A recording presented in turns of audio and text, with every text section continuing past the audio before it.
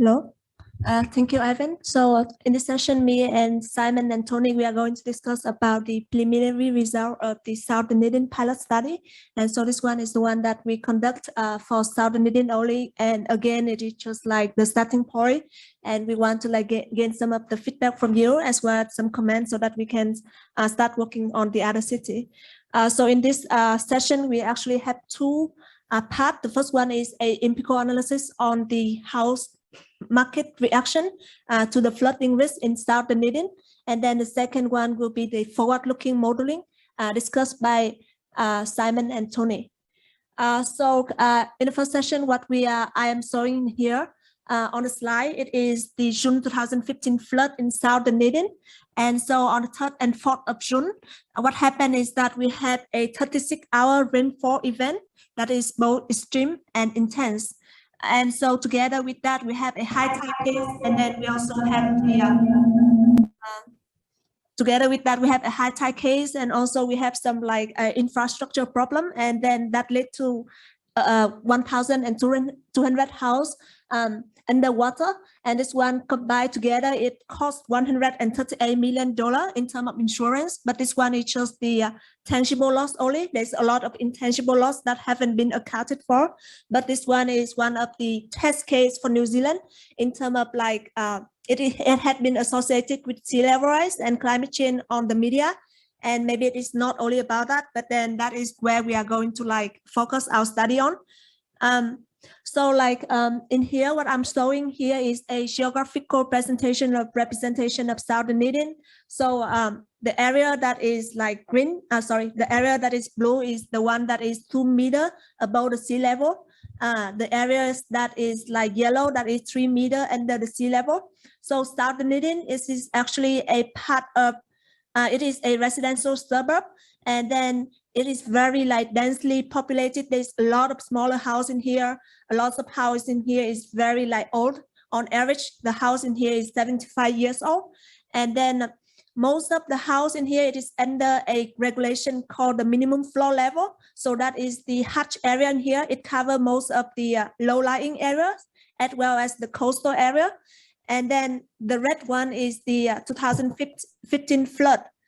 So what happened is that we have two kind of signal in terms of flooding risk in here. One is the flood in 2015, and that is the actual realization of flood. And then we also have some flood expectation, that is the minimum floor level for the house in this area.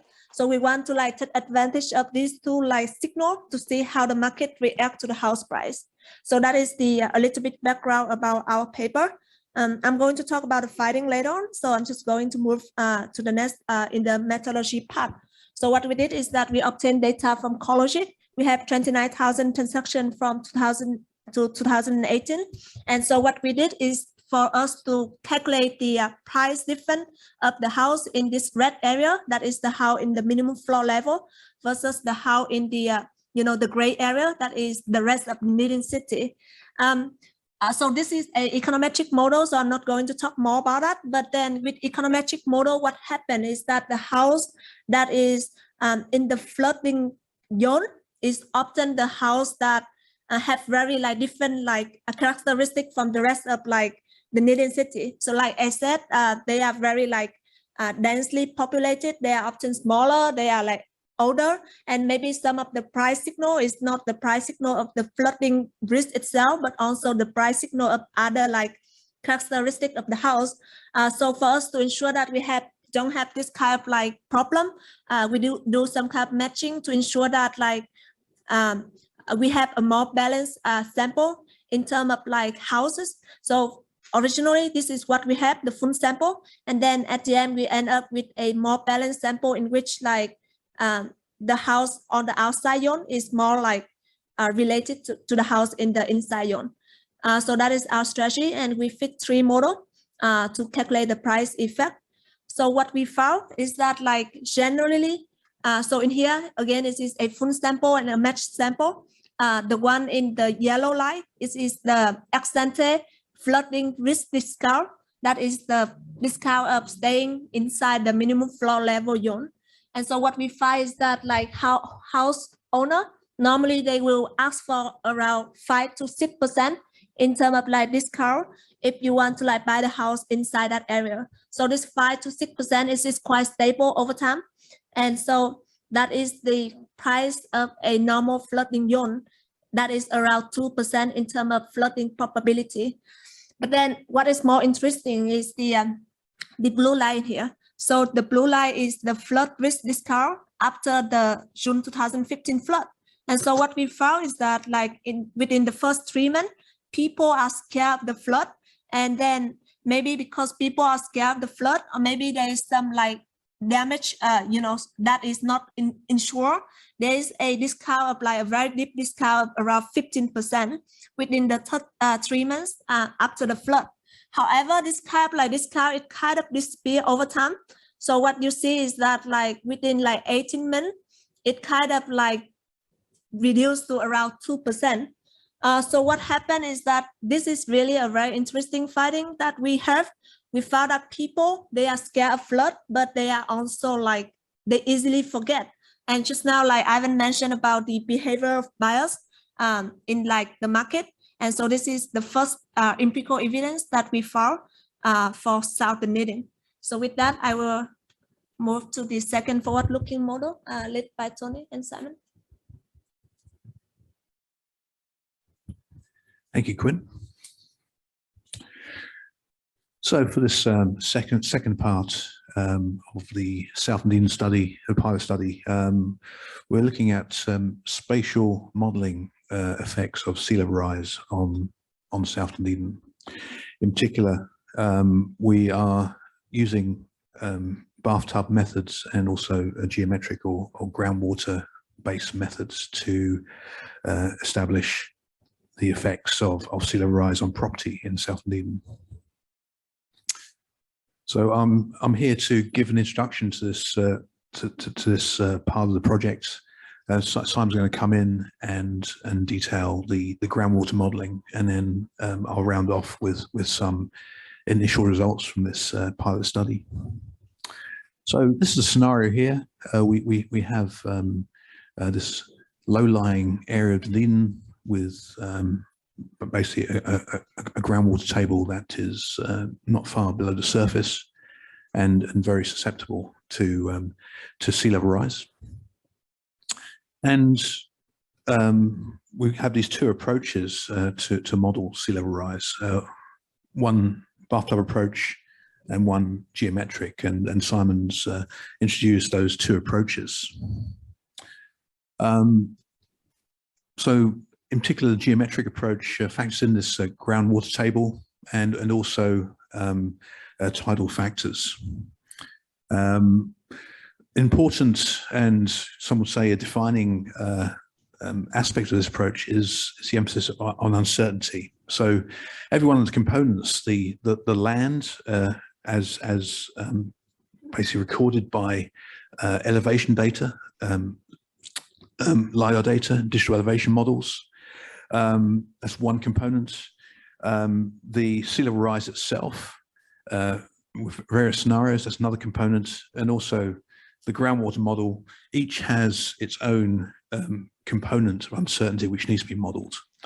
And through this technique, we employ a Monte Carlo simulation really to take the error associated with each component and try and parameterize the random effects that may occur in future. So we can't predict the future, but we can in some way kind of fight randomness with randomness by basically using Monte Carlo simulation. We can introduce a random effect to each of our components. And so in our approach, and what sets it apart from previous attempts, of course, we're basically introducing this geometric approach over the bathtub, basically moving from a level sea level approach which encapsulates a bathtub to a varying groundwater surface, and we've also got this uncertainty element as well. And it's to that I'll turn to next, just with a an illustration at the country scale. So what I show on this slide is in no way based on any kind of data around. I just wanted to show you a kind of exaggerated sea level rise effect on an area that we all know well, i.e. the South Island. So what we got here is a digital elevation model of the South Islands. It's a raster format model, as seen in GIS, Geographic Information System, which powers basically the majority of the practical stages that I'm talking about in this pilot project. So each cell has an elevation value, and to a straightforward bathtub style, no uncertainty approach to this approach to sea level rise modeling using the GIS is to basically take off what sea level rise is off each elevation, and in that way you've got sea level rise models. So here we've got an 8-meter sea level rise.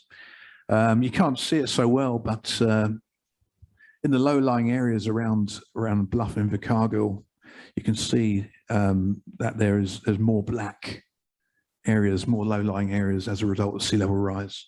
And you'll also notice an almost imperceptible widening of the bit of the Canterbury Plain between Banks Peninsula and the Southern Alps. But I can just zoom into one such area. You can see that Bluff area in more detail here. So this is the kind of brute force, no uncertainty method of dealing with sea level rise. Of course, we're employing more nuanced methods than this. We're using the uncertainty, the error associated with such elevation models, associated with sea level rise itself, and those scenarios, and using that error to parameterize a normal distribution of possible errors. And the normal distribution is itself parameterized by the errors, the standard deviation of the distribution. And then for each pixel, we pick a random error. It could be negative, it could be positive, with the probability of error being close to zero, the error deviation. And we put this into each pixel in a raster, and then quite simply we basically apply that raster to the DEM. Okay, and what we got as a result is we got the DEM data and random error built in. And that combined with a similar layer of sea level rise and its own random error. If we put those together, then we've got one realization of sea level rise applied through Monte Carlo simulation. And through ultimately we're proposing to do 5,000 such realizations and basically aggregate the parameters from all the realizations to come up with the model uncertainty of sea level rise and its effect on land.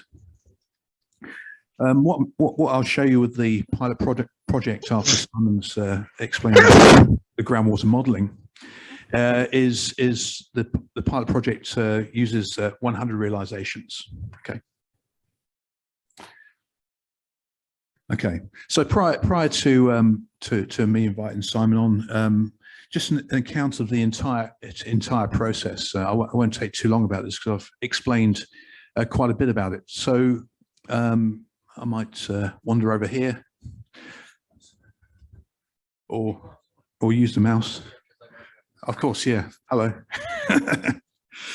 Okay, I'm by habit a wanderer, but I'll glue myself to this table here. Okay, so we got that representation of land. This is the digital elevation model, and we've got the error built in here.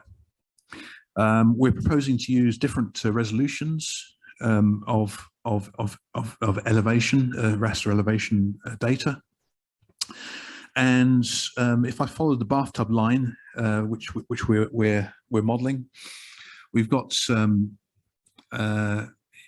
well, I'll go over here next. We've got sea level rise and its own error modelled as a spatial layer. And in the previous slide, I basically showed you how sea level rise and the elevation could be combined, and to give say 5,000 bathtub scenarios according to Monte Carlo simulation. And then we move further, factoring in tides in a very simple sense for the bathtub exposure maps, which is then integrated. So remember, we've got 5,000 realizations here, integrated to provide a probability of inundation according to the bathtub method. And from there, we're basically overlapping this probability with where property is to establish the impact on the built environment, on these built assets. And along the top here, we have the geometric, or the groundwater factoring side of things, the other technique, the other approach we're employing. So here we've got the DEM, and also now a groundwater surface model with its own error actually modeled.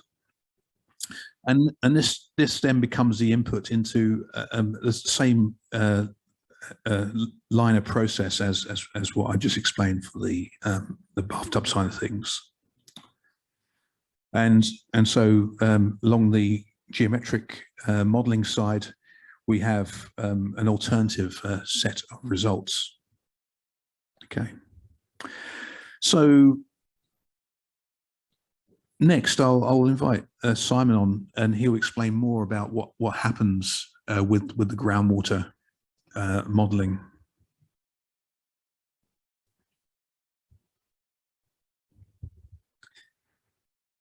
Groundwater is a funny thing. You don't see it, and we don't monitor it and measure it very much. If we've got aquifers where we're drawing the water out, we would perhaps go down and have regular monitoring by the regional councils. But in a place like South Dunedin, it's not actually used as a resource, and it just sits there perched in the subsurface, where you go down, you drill a hole, it's dry for a little bit, or it might be wet from the last rain, and then it goes through a dry pit, and then it's saturated all the time. And it sits there under this flat-lying land, very close to the surface. South Dunedin has an elevation model here. You can see it. It's basically sitting very close to sea level, and it has no natural outlet for the water to drain away. Water runs off the hills, comes down off the hills and onto the flat land. And we've got this reclaimed land that was built in the 1950s and 60s that essentially stops a lot of that rainwater coming away. So the surface water comes across through the stormwater network down the streets and gets pumped out and taken away out into the harbour or offshore. And all the wastewater comes across and out to a plant over on this side and gets processed and then taken offshore. So we're very dependent on gravity and then pumping. And many of those pipes are over 100 years old, and so they leak and they go into the ground, and they cause in some places they cause the groundwater to go up and down, and in other places though the stormwater and wastewater network are acting to drain and hold the groundwater table. So if you take a bathtub model, and exactly what Tony was sort of doing there, and you add a metre of sea level rise and you turn everything blue and you get rid of most of the people's houses, not only do you get social unrest, but you cover an area of low-lying land. And the problem with that is that at the scale of suburbs, like kilometre scale, it doesn't account for what's actually going on.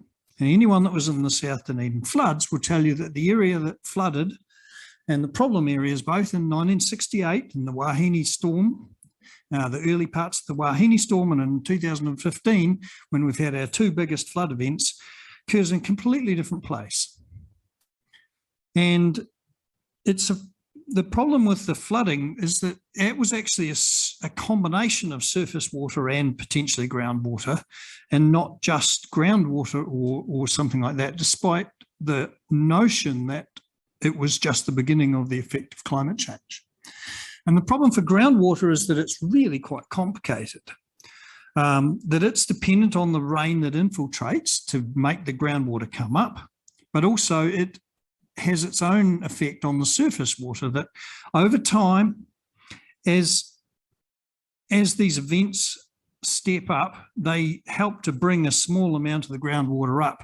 So that if you have a whole lot of rain in one after the next, the groundwater comes up and then it slowly flows away. And so mostly Dunedin cycles occur over about 120 days or so. We have this kind of the rainfall from the last month or so, couple of months, then affects the next couple of months.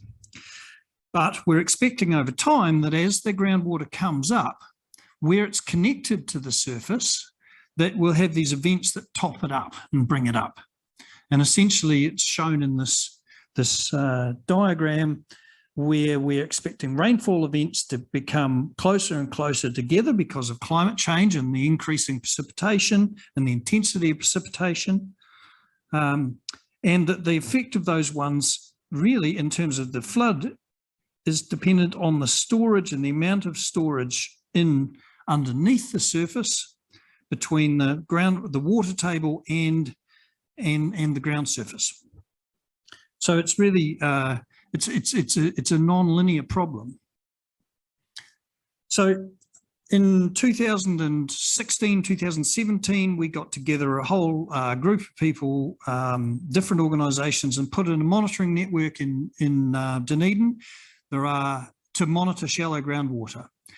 And there are very good groundwater monitoring networks in Christchurch and in Tauranga, but most of the other places have deep groundwater monitoring because they're using that for their water supplies. But here is a shallow one where the piezometers are about 6 metres deep or so. And the best way to think about the groundwater, which you can't see, is to think of it like a bubble of water on your table, as illustrated here in the bottom left. Think of it like a bubble that is pulsing, growing and going smaller, growing and going smaller, sitting above sea level. So it sits above that level of the bathtub.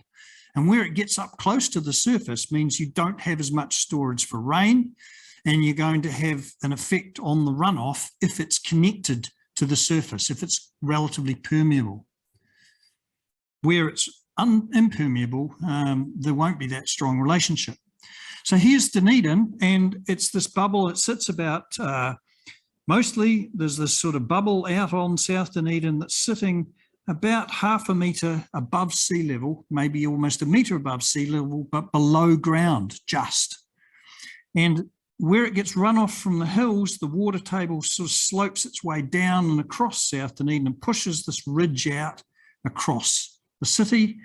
And if we subtract the land elevation from this height, or the height of the, subtract the height of the water table from the land elevation, this is the depth to groundwater. And it's quite different from the depth that you would get from a bathtub model. That the shallowest groundwater is sort of sitting up in the back in the west, which is where the flooding is occurring. So the water table position is really important, and we can build what we call a geometric model, which is to use empirical observations of the thing to show the geometry of the surface. And so that's essentially what we're doing in these models. It's actually just an empirical observation and generating something where you're informing it. And taking an elevation model here for the median. Then we can look at where does the tide actually get into. So by monitoring with the piezometers, we measure how much of the tidal fluctuations in each site, and we can get the amplitude which decays away inland, and it can tell you how much tidal response you have. And by putting the two together, you can work out what that might look like under sea level rise with an equation, something like this. But essentially you say, what's the tidal effect now? Assume that's going to be the same in the future, add on an amount of sea level rise and put that on top of the geometry that we currently have. And then you can basically come up with a series of models for future sea level rise scenarios of groundwater. Now, they're very simplistic. They're not flow models. They are dependent on the current situation. And the big uncertainty is that once you reach the surface and you get a spring and it starts flowing away, that will drain other parts of the model, which will stop those other parts from coming up above the surface. And those are the parts that anyone will mitigate first, because any water coming out in a spring in your backyard, you want to get rid of that problem. So they don't account for the actual flow volumes and for mitigation. And there's a whole series of caveats that go with them that are things that if I go to a groundwater modeler, a really high precision mathematical modeler, they'd be horrified by it. But the reality is that we can't make groundwater models all over New Zealand to cover all of New Zealand. And so this is just simplifying it down in a way that we can do it for all of the country, or to even make predictions where we don't have groundwater monitoring networks. So that's the idea of the Dunedin sort of situation and the models. And Tony will tell you about what the effect of that is.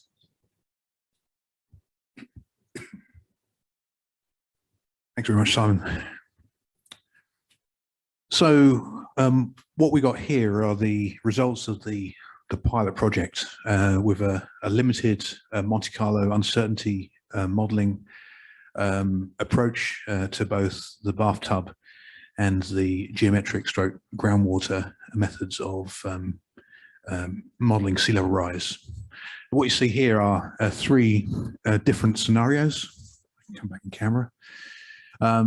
So we've got one here with a scenario by 2100 of median 44 centimeters of sea level rise, and you can see the error bands of 26 to 54 centimeters there affecting, and this is what affects the Monte Carlo error parameterization.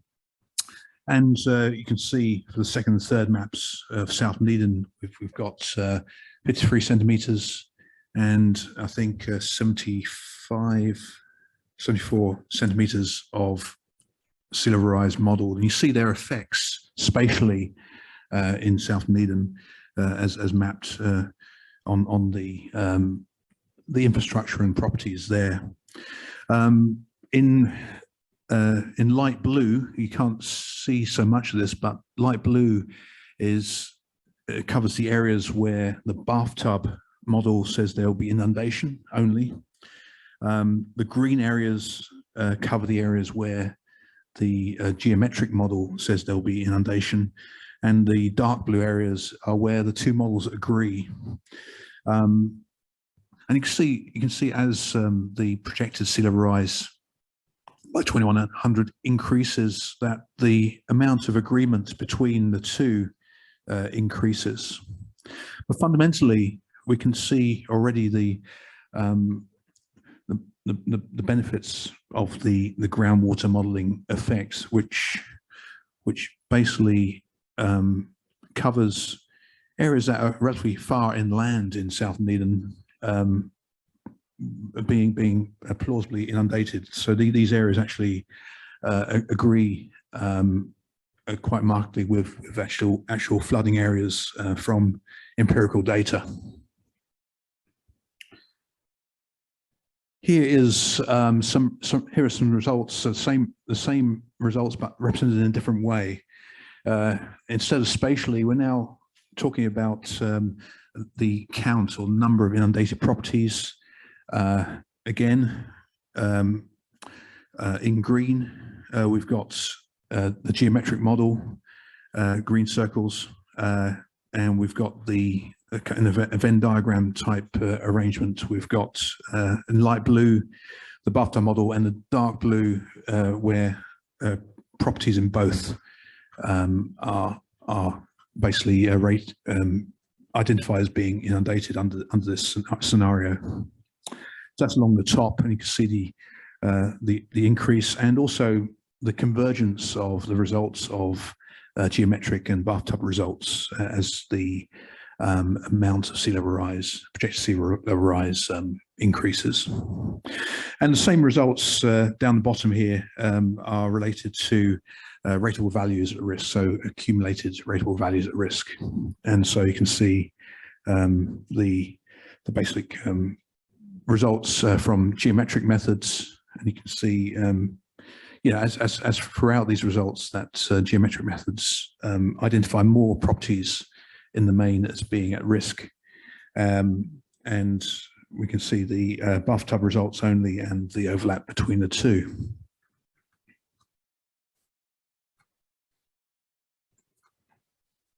And we can see in this 74 centimeter sea level rise scenario, the amount that's potentially going to be lost under the geometric model. We're talking about $1.068 billion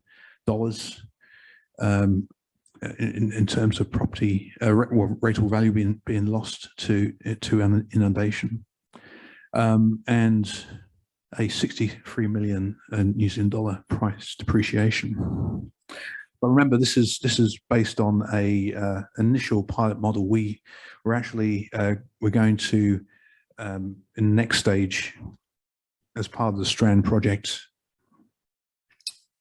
undertake a more rigorous model using supercomputing facilities, so NESI, the New Zealand East Science Infrastructure supercomputing facilities, in order to realize the 5,000 realizations for a more intense Monte Carlo simulation for South Dunedin. We're actually, as well as playing out all the scenarios, we were actually experimenting with elevation models of differing resolutions as well, and we've got some 96 scenarios. And if you imagine 96 scenarios played out, each one 5,000 times, that's a lot of computing time. In fact, one kind of state-of-the-art laptop, the desktop computer would take the majority of a year to do it. That's why we're using NESI. Okay. So that's happening imminently. All those scenarios will give us some information about basically what scenarios to prioritize in approaching other areas. We're moving to Christchurch next, and Tauranga, and building in Greg's rainfall model outputs into those scenarios. And longer term, we're moving on to this city and also Auckland as well. So those are the immediate plans. So South Dunedin, more rigorous first, and then moving on to other cities with this forward-looking planning approach. So that's all for this module. I throw it open to questions. I noticed there are some through the chat. I can address one of them. So really piggybacking on something that Ivan said earlier, I'll address the second one. So Nicholas Pondard from GNS Science had a question about whether we account for urban growth modelling into the future in tandem with this sea level rise modelling. Really, we've had to kind of limit to what we do. So we're not proposing to develop an urban growth model. We feel that with all the complexity of the sea level rise scenario, that we've got our hands full with kind of even covering yeah, all those sea level rise scenarios and all the associated uncertainties with the elevation data and with other factors such as groundwater and tides and so on. So we are limiting ourselves to that. And we've got one from Jin Yu from Waikato, which Gwen will address. Thank you, Singju. So your question is about like what we did in the empirical model, and so what we did in terms of like the matching method, and then is there the spatial autocorrelation effect in our model, and this one is purely a econometric question. So I'm just going to like go back to our slide really quick. So like in terms of matching method, so yeah, so a problem with a model to model the house price is always about like we have a sample of house in the minimum floor level zone that is very like old, very like, you know, in a poor neighborhood, and also they have a small number of bedroom and bathroom and stuff like that, and they are in the low-lying area. They don't have a lot of like beautiful viewing and stuff. And then if we use the full sample like that, up here we have a lot of houses that is up the hill. They are much more beautiful, they are much bigger, they are much newer. And so if we use this full sample, it is going to bias our result.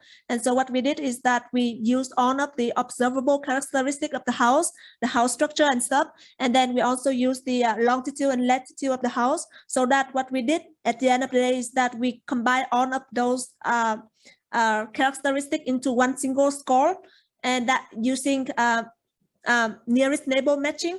And so we have a sample that is much more like balanced in terms of like where they are located in terms of their characteristic. And so this one will ensure that we have like a unbiased result in terms of like econometric model. So that is your first question. Second question, do we account for spatial autocorrelation? And the answer is yes, we did, and the result is essentially the same, even though we have like a weaker discount. So yeah, I hope that answers your question. Thank you. Just to add on the previous question, yeah, really great question. So we hadn't really thought about population growth, but I agree with Tony. We've got a lot on our hands, but it's certainly worth thinking about. There's another question that's just come in. And so you have 5 case studies planned. Will you model all of NZ in this project? So yeah, maybe I didn't explain this very clearly at the beginning. So we are going to use a bathtub for the whole of NZ or large coastal cities. And then those case studies we have should hopefully give us a sense of the error that is in that bathtub. So I don't think you could build a ground model, water model for the whole of New Zealand, but I could defer to Simon on that one.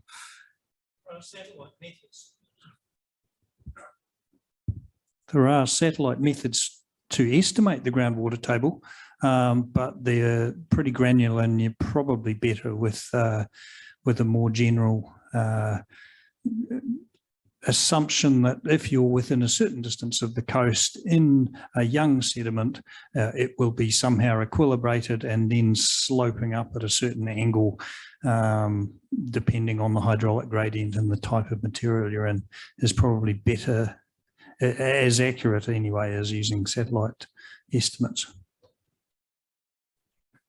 Cool. So I hope that answers your question, Scott. So yeah, at least for our project, certainly we're not planning on using the satellite data. And as I said, it's the beginning, right? So we're hoping to bring this forward, knowledge. Hope you're getting a sense of, oh, there's another question. Can you bring it up for me? Yeah, it's really quite an amazing team we have, really, and many disciplines and yeah. Oh, okay, so it looks like another question. So Xingyu Fu from Waikato again, for the sea level rise maps, do you account for water connectivity as an inundation area? To me, are quite isolated from the coastline, or maybe they are connected but not showing a large scale. Is that one for you again? Certainly in South Dunedin, there's always some sort of relationship through that sediment with the water table. What we have is surveyed in, for example, the conductivity of the water, so we know how far the saline wedge goes in, and it decays off with distance. Generally speaking, in that sediment, in that setting, you have saline water reaching in about somewhere between 800 metres and 1.2 kilometres. The tides they decrease with distance. So the tidal change in the ocean down there is about 1.8 metres. Within a kilometre, it's down to, in sands, it's down to 30 centimetres, and silts, it's about a 1 centimetre tide, and in the centre of the city, we have a 1 millimetre tide. So even if the flow doesn't make it in, the push has a pressure effect that affects the way that the rest of the groundwater can drain out. So those tides and things do actually have an effect right across South Dunedin. It's just pretty hard to work out exactly how much that's going to be in the future, and what rates those processes are occurring at. Any questions from the room? So I'm glad we got questions from online. I was really worried, right? But I'm really impressed. We've got 20 people up there. So yeah, thank you all for being here. Thanks, Ivan. Nick Goodall here from CoreLogic. Tony, just wondering about, I think on your last slides, your preliminary results, you had in there $63 million price depreciation. Can you tell us how you calculated that? I think the total value of rateable values at risk was about 1.6 billion. So how do you get to that 63 mil from there? Probably Quinn can answer that one better. Yeah. Hang on, let's get there. So actually we take a very cost approach, is that for now we haven't been able to model the change in the price yet, but what we did is that we have from 5 to 6% in terms of flood discount in the houses in the minimum floor level from the empirical study, and we just multiply that by 1 billion. And whether this is a good way of doing that or not, my answer is of course no. But then that is the reason why Ivan is coming up with a theoretical model in which we can price the price depreciation better, and maybe Ivan can. So yeah, I think that goes, so very crude. What we've done is very crude. So one of the things we said in the Marsden is we're going to look at this pricing in a more sophisticated way. But for this one, I guess the big takeaway here from this pilot is the previous slide, right? Where you look at the differences between the geometric and bathtub, right? So I think if people are doing bathtubs, fine, but nobody should be planning or making insurance decisions or anything like that, or mortgage decisions on bathtubs, right? That's the first takeaway. Yeah, we used, so that we'll go to the empirical bit. So we basically use the ultimate loss, the empirical loss from, where's the empirical bit? Oh, I've gone past, I'm too fast. There. So there's a 5 to 6% discount, right? But that's for one event that didn't recur. So one of the conversation we're having is about building a theoretical loss function where these declining return period, whether the return periods are more frequent, or the return periods have decreased, yeah, what that looks like, right? It won't be linear. Right, so yeah, that's definitely a large theoretical part that we need to build into this, right? If a property is flooding every year, it's bound to be stranded, right? If it's flooding every 3 years, who knows? I mean, if it's a batch, maybe it's not stranded. Maybe they can live with it, right? If it's your home, yeah, it's a different question. So I don't think one loss function for every property also works. It also depends on the building, the nature of the building, right? So is it wooden? I'm living the Kiwi housing dream, sort of a leaky home dream at the moment. So if it's concrete, it might be able to withstand that flooding. So there is a lot of issues that we need to think about there. Any other questions? Oh, it looks like there is another question. Do you want to pull it up? This is great. We're getting lots of questions.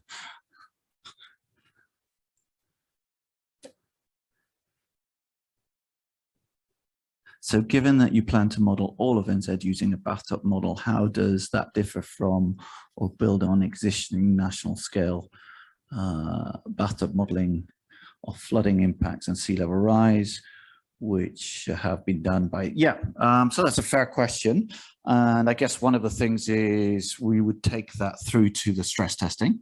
So, you know, we describe that as an environmental impact assessment. So one of the things we'd then take that through to the stress testing on banks and use what we know where we have hydrogeological models. What are the errors on the stress testing, given that the fact that we're using a bathtub?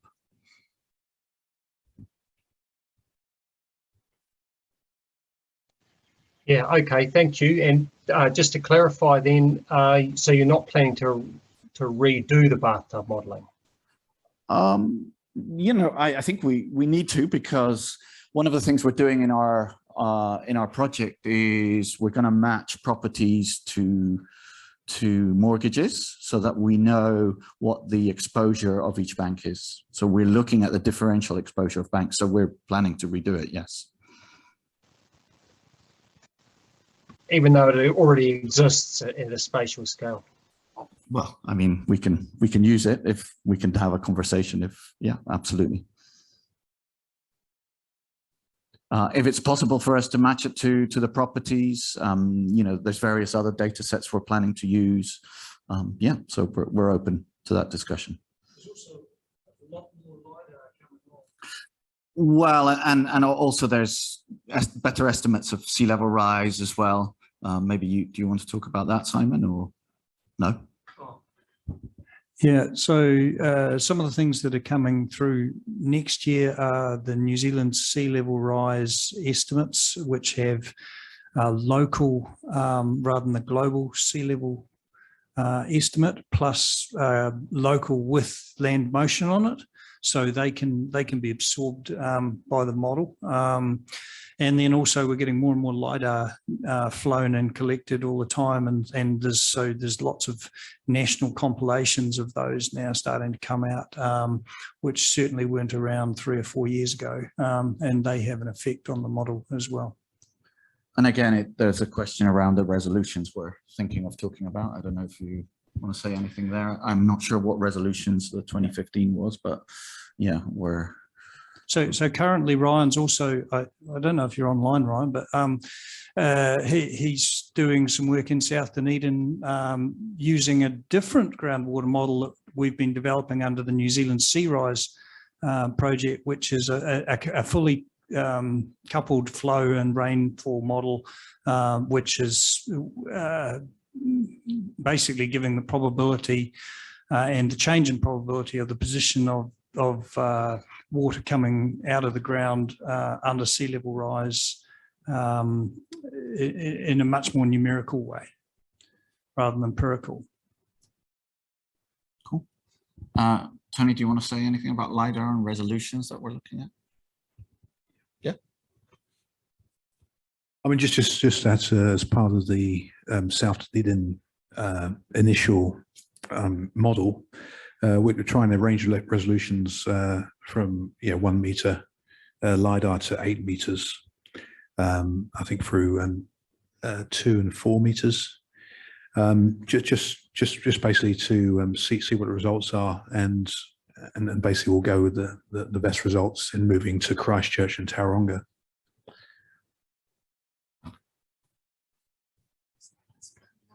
There's a comment there from Michael around when would South Dunedin be declared a red zone and abandoned completely? Who wants to live in a house that doesn't quite flood, but all its neighbours do? Well, there are a few people in Christchurch that still live in the red zone. But one of the things that came from investing in the network in South Dunedin was that we discovered that the flow of water through the ground and the connectedness to the sea is much less than we previously thought. In from 2010 to 2016, our only model was one borehole, which had a very strong tidal flow in it, and at Kennedy Street, and it has a 30 centimetre tide. And we believed all of South Dunedin was having that degree of water flowing in and out and underneath it associated with every tide. When we installed the network, we discovered that most of the area is not tidal, and there were 5 different lines of evidence that showed that the groundwater flows are actually minimal, that it's very small. So one classic example, I won't go through all the lines of evidence, but one is that the peak temperature of the ground is delayed relative to the by about 3 or 4 months in many sites compared with the timing of peak summer temperatures. And the peak winter coldness is 3 or 4 months later, because we're not thermally exchanging and flushing the heat right through the ground. That's very different from in an aquifer that's very active. And so we know just from installing this network, which cost essentially about $40,000 to install and about probably somewhere between $40,000 and $60,000 a year to maintain the data set, we now know that there's not nearly the flow through South Dunedin that we thought. That's refocused us on the problems associated with inundation over the dunes and the flooding hazard from intense rainfall. It's focused us on the nature of the infrastructure and its ability to attenuate the flood wave as it goes across South Dunedin and take it away from this, oh my God, we're doomed from groundwater rise. So it's given options for the engineering solutions with really minimal investment. So you can't get rid of South Dunedin just yet, Michael. Yeah, oh, sorry.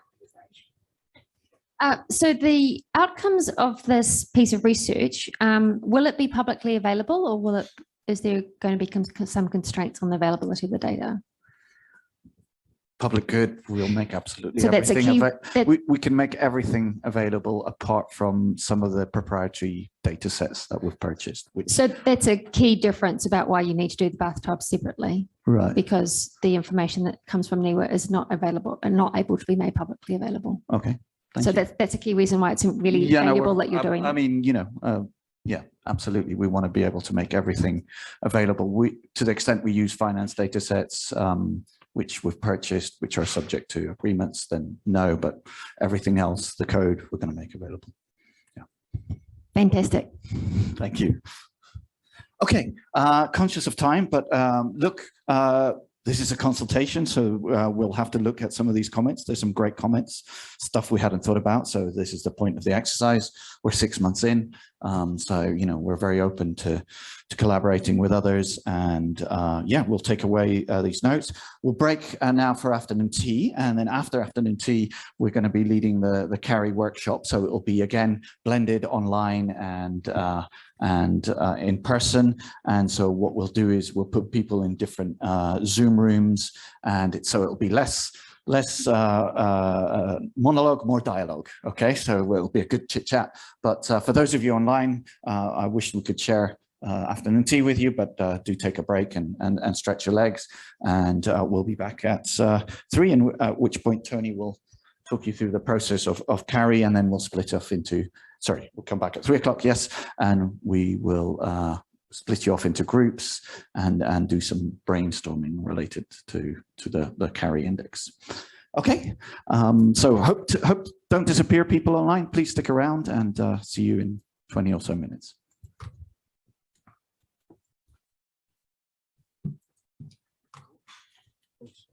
Just going to like copy all of the comment here, please. So just going to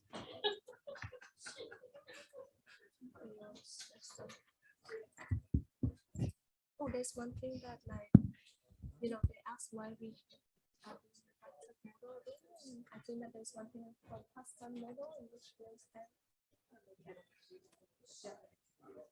Okay, you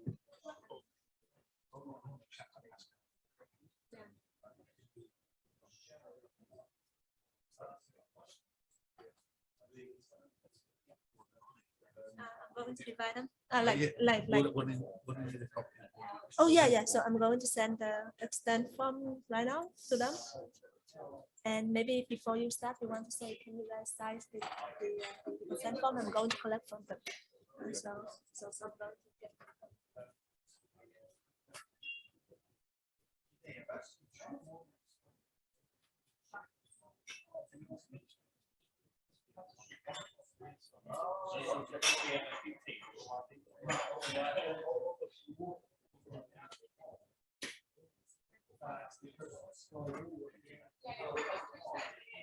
Oh, really?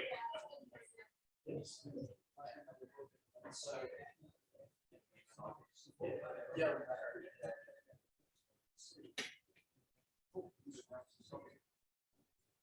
No questions for you. Really, Frank, you've got to work. I am. Yeah. Yes.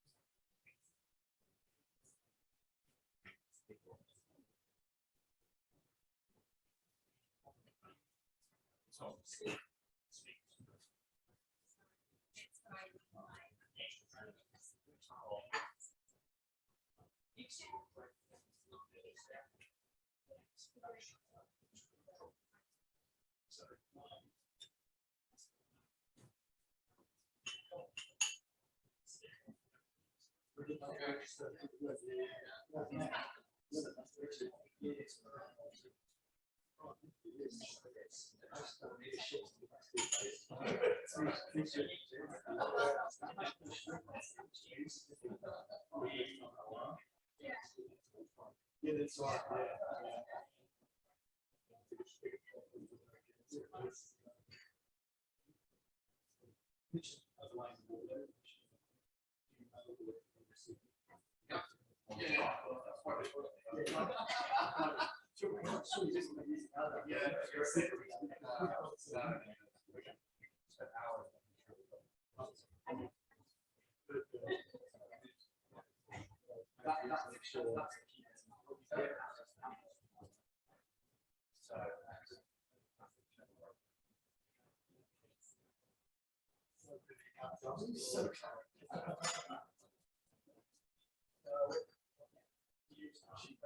So there's several.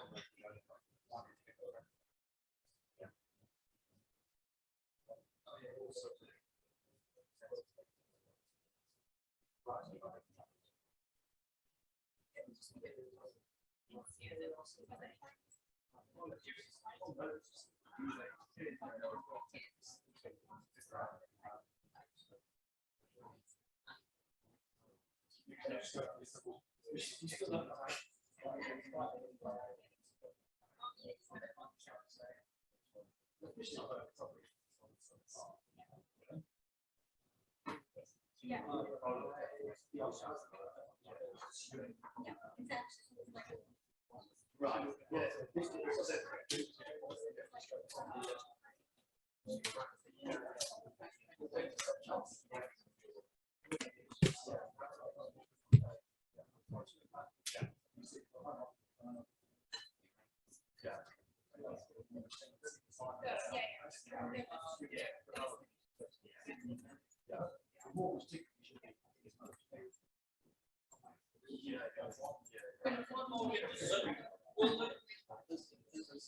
I have to start feedback. Will it take us to the breakout room?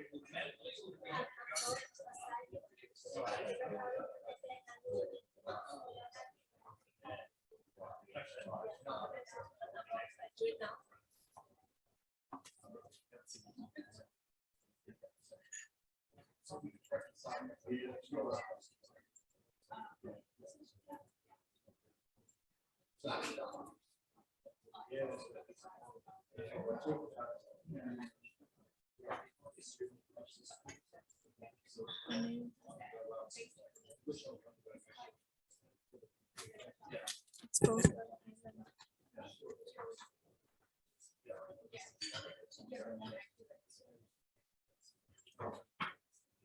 The master list. Yeah. And then, okay. How can I assign?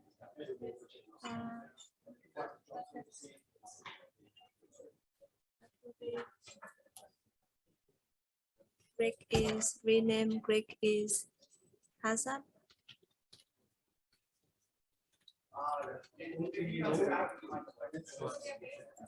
Rename. Ivan is exposure. Simon will be vulnerability. And Tony will be resilient.